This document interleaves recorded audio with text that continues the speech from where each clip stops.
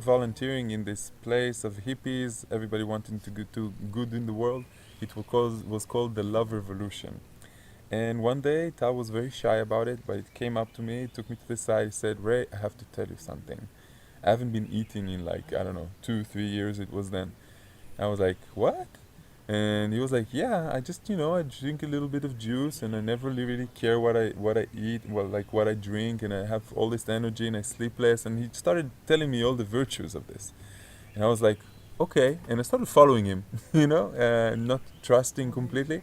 And when I followed him, I went to a festival and we were together for a few days. And he was having all this energy, doesn't sleep, doesn't drink, doesn't eat. Everything is like amazing. So I said, okay, I have to do this. But I wanted to do it for two reasons.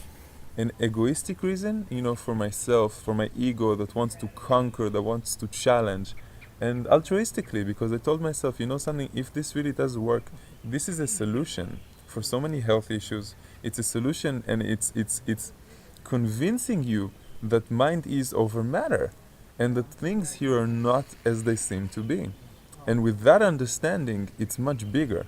So when I did my process, I already started writing a website and already started writing a book, like the first book, my book, A Year Without Food, that was sold successfully in Amazon. And I just thought to myself, something? This is you. I felt my future self go back in time and tell me, Ray, come towards me. This is what you're supposed to do. And everything was like, phew, simple. It was the tummy calling me. Like all the participants, the only thing I know that participants that come to the process is that they hear a calling. And hear a calling to experience it. Doesn't necessarily mean that you want to live like that. You want to experience it for a while. It will teach you a lot. Well, ever since I became a breatharian, a lot of things have changed for me. First, I started teaching this type of lifestyle. I did workshops and I became like a guide. It really changed me on a deeper level. As a man, I became more feminine, more patient. I became the observer of my actions, so I can learn from a mistake much quicker because I admit it's a mistake. And when somebody tells me something, then I don't immediately resist, and the ego comes out and say, no, absolutely not. There's okay and not okay. No, I just say, something. I'm gonna think about whatever it is that you said, that has been said. I will contemplate it, and I will try to see where he is right first. So when the ego is reduced, it's really easy to do those things. But it's much deeper than that. I think that ever since I'm a breatharian, I've been meeting people with a higher vibration because I am emanating this vibration outside to the universe. So I'm beginning to meet more and more people that are equivalent in the same frequency, that want to change the universe, want to change the planet for the better, that feel good with themselves and have a higher acceptance of themselves. It's about self-love and non-judgment. Self-love doesn't mean that it's megalomaniac. It's not like I'm the best in the world. It's acceptance of who you are.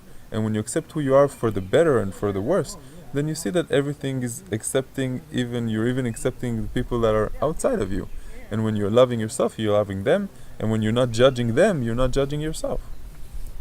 So, and how do you connect, like the abandonment of the regular eating with these new qualities? Is it because we have less time digesting? Is it because that energy that we are achieving? The best thing, the best advantage is that you have more time to yourself. And why is that? Because you're not digesting, then the body has more energy. That's like 2-3 hours every day. Plus, you're not shopping. Plus, you're not cleaning you're not cleaning the dishes afterwards. Okay, you save money eventually. You have more time for yourself, so you go to sleep later and you wake up earlier, and you don't go to lunch in the middle of the day. So you can, like in my job, you just write another half an hour, and you don't even go out. And I think that because a person has more time for himself and self-fulfillment, which is something that is missing here in our life, that is the biggest development. Because it comes from the fact that suddenly you don't need this frame of a marriage or university or work. Suddenly you have more time to be who you were supposed to be. And the social paradigm of food and drink and sleep kind of breaks. You become more of who you were supposed to be. So you're accessing a different realm of your own. How would you define it? Like proper self-awareness? Well, that would be the relationship between breatharian and and self-awareness? When you're becoming a breatharian, you're more self-aware. First, all your senses are a little bit more sharp. And the second thing that happens is that you understand how much control your thoughts have over your body, because you've actually created a different system. You've opened an ancient engine that really knows how to live more from energy than from regular food. So you understand, wait a second, I don't have to be sick. Why do I have to be sick? And you understand that as a breatharian, because your body is completely clean of toxins all the time, you are going to live much longer without being sick. And when you understand those things, you become more self-aware. You understand also in the channeling workshop, for example, that you can talk to different parts of your body.